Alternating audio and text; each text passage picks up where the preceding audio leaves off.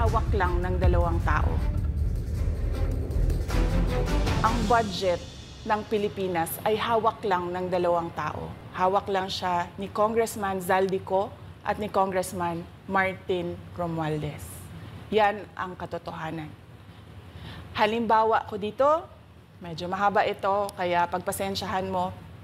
Ang halimbawa ko dito, sa DepEd muna tayo.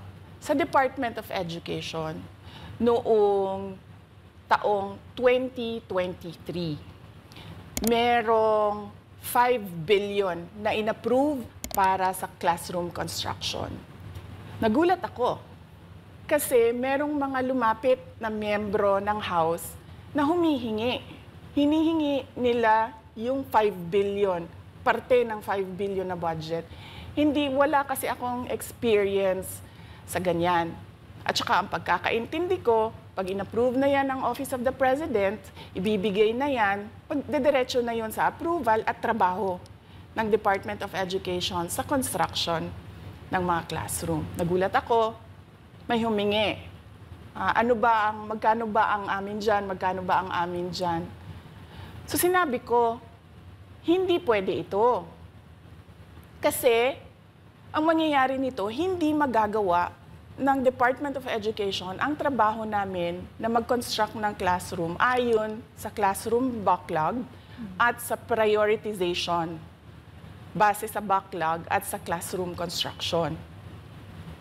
So sinabihan ko yung isang congressman, sabihan ninyo si Martin Romualdez na hindi pwede chap-chapin ang classroom construction na 5 billion. Kaya kung makikita ninyo sa budget proposal na approved ng Office of the President, 5 billion yon. Pero nung lumabas yung GAA o yung budget approved noong 2023, naging 15 billion siya. Dahil hindi nga ako pumayag na kunin yung 5 billion, dinagdagan nila ng 10 billion yung classroom construction ng Department of Education. Yung 10 billion na yon hindi kontrolado ng Department of Education. Controlled yon ni Congressman Zaldico at Congressman Martin Romualdez. Hindi ko na kailangan ng corroborative witness dito dahil makikita niyo yon sa papel. Makikita ng taong bayan yon sa papel. NEP, 5 billion, lumabas ang budget approved, 15 billion. So maiintindihan niyo, 'di ba? Bakit pa tayo magbo-budget hearing para sa Office of the Vice President? 2 tao lang naman ang nasusunod sa budget ng bayan natin. Halimbawa, taong 2024. Kung makikita niyo, ang approved na budget ng Office of the President para sa classroom construction ay 19 billion. Noong lumabas na ang House version ng Appropriations Bill, ay naging 24 billion ito. So, approved 19 billion, paglabas sa House, naging 24 billion. At doon sa 24 billion na yon, kung hahanapin mo sa papel, kinuha nila ang 5 billion ng repairs ng classrooms at nilagay nila doon sa 19 billion para maging 24 billion siya. So ang naiwan sa repairs, sa kawawang mga classroom, ay 1 billion. Kaya makikita nyo, sa papel, nandyan yan. Naging 24 billion.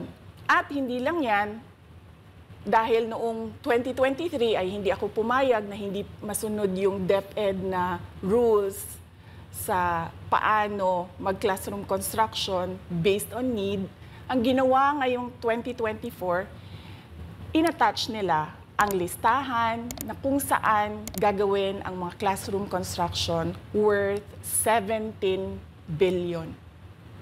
Makikita nyo yon sa papel.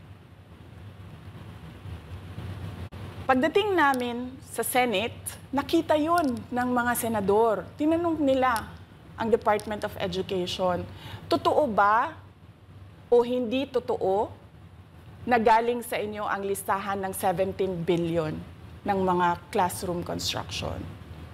So sabi namin sa mga senador, hindi totoo. Hindi namin magagawa yung trabaho namin. Hindi natin masosolve ang classroom backlog kung ganito ang nangyayari. Pwede ba ninyo kaming tulungan? Yung mga senador naman, very helpful sila. Oo, tulungan namin kayo. Kaya nga kung makikita ninyo sa interpellation ng isang senador doon sa budget hearing sa Senate, tinanong niya diretso, galing ba sa DepEd ang listahan ng 17 billion? Galing ba sa DepEd ang listahan na inattach doon sa House version? Sinabi namin hindi. Hindi galing sa amin yan. On record yon. Makikita nyo sa mga videos, balikan nyo yung mga videos. Makikita nyo. Yes, my concern, Madam Chair, Mr. President, under the GAB, I observed that there was an increase in the budget for the construction of new classrooms from 19.6 billion to 24.6 billion. However, this is my concern, which you mentioned earlier, that the repairs and rehabilitation of classrooms was decreased from 6.5 billion to 1.5 billion. I also have information, Madam Chair, Mr. President, that 24.6 billion allocated under the GAB, but only 9.8 billion from the allocation is left to the discretion of DepEd. Kaya hindi ko na kailangan ng witness kasi makikita nyo sa papel. Tapos dumating ang BICAM, walang nangyari dahil ang nasusunod doon ay si Congressman Zaldico at si Congressman Martin Romualdez. Kaya nandun pa rin naka-attach yung 17 billion na ginawang listahan ni Co at ni Romualdez. In fact, balik lang ako konti sa'yo ha. Kahit yung mga congressman, nakikita nila yung problema ng ginawa nila na pag-attach ng listahan sa budget. Kasi doon sa basic education hearing noong May 2024 ng House of Representatives, merong isang congressman nagreklamo, bakit ang tagal ng classroom construction? Bakit ang tagal? Eh sabi nung USEC ng DepEd, kasi may pabago-bago sa listahan ng DPWH dahil hindi kami ang gumawa ng listahan. Yeah, Mr. Chair, with respect to the 17 billion in Annex A of the GAA, we are not privy on how the school sites were chosen. So be it as it may. How is it chosen? I'm not privy to that, Mr. Chair. As, when the GAB came out, there was a 14.7 billion Annex A. Then when the committee, the GAA came out, from 14.7 it became 17 billion. So we are not privy to how the list was generated. So dagdag ko lang yan doon sa confirmation na kinuha nila yung budget ng DepEd at isa yan sa mga rason kung bakit ako nag-resign sa Department of Education. Hindi na ako papayag na sa susunod na taon, ganyan pa rin ang gawin nila at ako yung mananagot sa ginagawa nila. Kaya yan yung sinasabi ko, bakit pa tayo mag-question and answer dito para atakihin niyo ako? Eh, ang